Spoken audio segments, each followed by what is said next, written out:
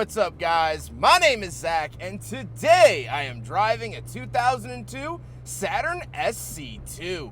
Up front is a 1.9 liter inline 4 and down below is a 5-speed manual transmission. Now I am super excited to be driving this SC2 for one reason.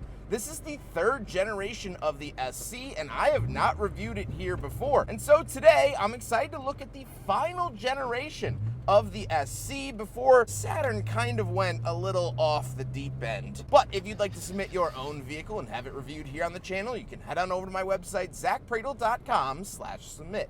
It's a quick and easy submission form. It takes under a minute to fill out, and I come out to you. And if you'd like to see all my videos weeks or sometimes months in advance, you can head on over to my Patreon for only $5 a month. But let's get back to that 1.9 liter under the hood. Well, from its conception, the S series has always had the 1.9 liter. It was the only engine available throughout its entire run from 1990 up until 2002. Now, there were two different versions of the 1.9 that you could get, a single cam engine and a dual cam engine. Because this is the SC2, that means it has the dual cam, which is the preferred engine. Makes more power, runs a little bit smoother, and the SC2 vehicles always had more bells and whistles. So this has power windows and special two-tone seats, all of that. So the twos are really where it's at. This is where it's at, just in case you were curious. Like I said, paired to that 1.9 liter is a 5-speed manual. Honestly, it feels wonderful. Very clicky into gear. The clutch is nice, light, and friendly. It's like a handshake with an old friend, and I like that a lot. It has remained that way throughout the run of the S series as well. So hop into a 1990, hop into a 2002, you're gonna love the shifter feel no matter what, and that is very, very nice. Last but not least, of course, the SC2 is front-wheel drive, as all of these were, and all-wheel drive wasn't really offered from Saturn until the View later on. How does it feel to drive the SC2? It's great. It is pretty sporty, it's relatively peppy, and just like on a Saturday morning,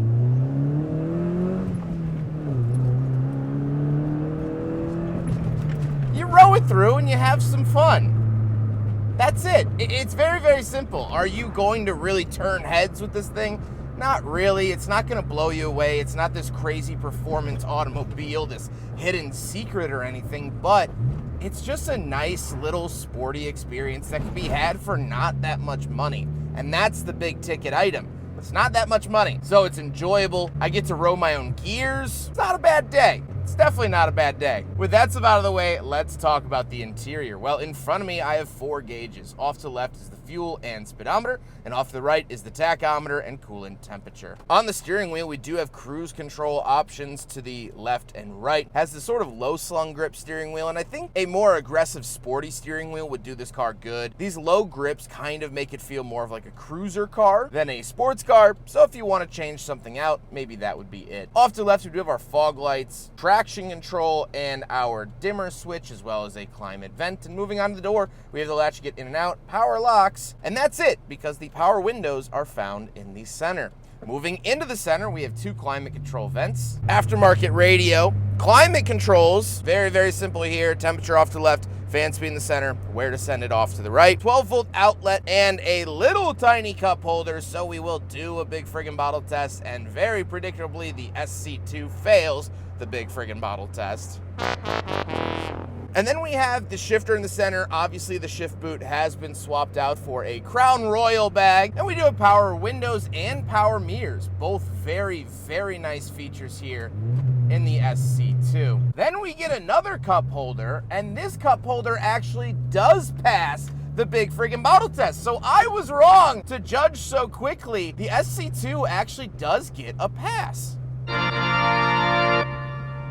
Then we do have the handbrake and armrest and the seats. As I mentioned, these are two-tone seats that were only offered for the final model year of 2002. I like them. They definitely remind me of like the Pontiac seats of the mid-2000s, so we're almost getting a little bit of a preview there with that. Really reminds me of like GXP seats. But even though this is a coupe, we do have back seats. So let's hop around back and do a back seat review. All right, time to get into the back of the SC2. And even though the Mazda RX-8 wouldn't debut for another year, the SC2 actually had one of its features. It has these little half doors. Now, we're more familiar with this on the Ions that would come later. The later Saturn Ions had this feature as well, but the SC2 had it before. So there you go. You get a nice, good look at the back seats before we step in. I can't imagine this is going to be particularly great. We're in the back of the SC2. It's fine. It's not wonderful. My knees are pretty squished. You know, not a whole ton of space back here, but it does have back seats. If you needed them, the SC had them, which is nice. Would I want to ride back here? No, but, you know, this is a sporty coupe. I know people always say, like, oh, it just has back seats for insurance. I don't know where that came about. Insurance has never really cared about that, at least here in the States, maybe other places, but it does have back seats. I'm in them. I don't love it, but I'm in it. So there you go. Let's hop out. We'll take a quick look at the trunk and cargo space, and then we'll talk about the looks. Right around the back of the SC2, I already popped it from inside, and of course the owners did road trip it out here to Auburn, Indiana from Pennsylvania for the Saturn Nationals, so all of their travel gear is still in the back, which is totally cool. But there you go, a decent amount of trunk space. You know, GM, even throughout the Saturn brand, was pretty good about the amount of trunk space that they gave their vehicles. Even base model stuff like this, even cheap, affordable stuff like this, still got pretty good sized trunks. So I'm happy to see that that carries through here to the third generation of the SC. Nothing really to note beyond that. Now we gotta talk about the looks, and I don't overly love the SC2. I think in all the generations, I think they're relatively fine, but it does look like a modern version of the original SC. So they've kept that styling all throughout its 12-year run. Pretty solid throughout, and it just kind of looks like your friend, like after they graduate high school, like, yeah, it's still your childhood best friend, but they got a couple of miles on them, their face changed a little bit.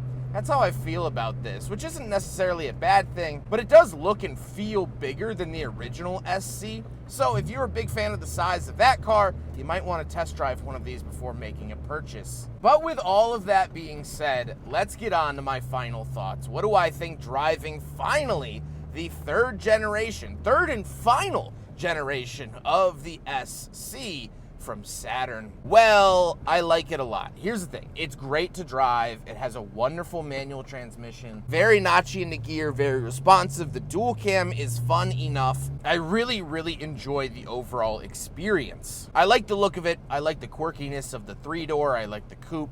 But there is a certain oddity with driving a third and final year SC. It kind of feels like you're the last one in class. Because at this time, 2002, the SL was winding down as well. The S series by 2003 was gone, and it had been replaced not only by the L series, but also the Ions. It was a completely new era for Saturn. And so this is kind of the final car to get the 1.9 liter. This is one of the final cars to bear the S series. And this to me is Saturn. This was the bespoke Saturn engine that was only made available to Saturn vehicles, the 1.9 liter. This was built in Spring Hill, where yes, the Ions were built too, but in the 2000s, they started to build Saturns in other places by other peoples in different unions. This is the last era where they used SL, SC, and SW. They moved on to LW and LS for a single year, but then Lincoln got mad at them, so then they started doing L300. The heck does that mean? What's an Ion? What's a View? What's an Outlook? What's a Relay? What's an Astra? And so while I love driving this car, it's fantastic, it's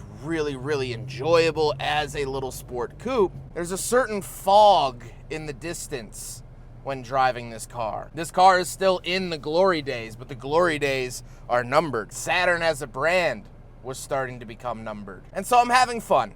I'm enjoying it. It's a lovely automobile. And I'm going to savor every moment because I know what comes next just isn't as good. And that's a shame. I hope you guys enjoyed the video. Huge thank you to Jonathan for letting me borrow his SC2 for today's video, finally letting me accomplish the third generation of the SC. Jonathan has been absolutely wonderful, super flexible. We were able to get it done here this fine Saturday morning, and I appreciate him for that. But I hope you guys enjoyed the video. Don't forget to rate the video, comment on the video, and subscribe if you really liked it.